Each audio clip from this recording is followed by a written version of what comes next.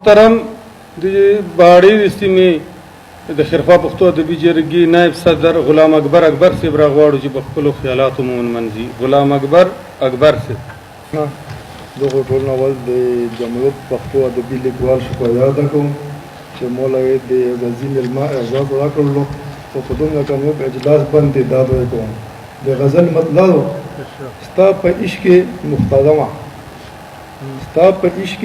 مختدمه پسای خاوه بادومه او مطلسنی دو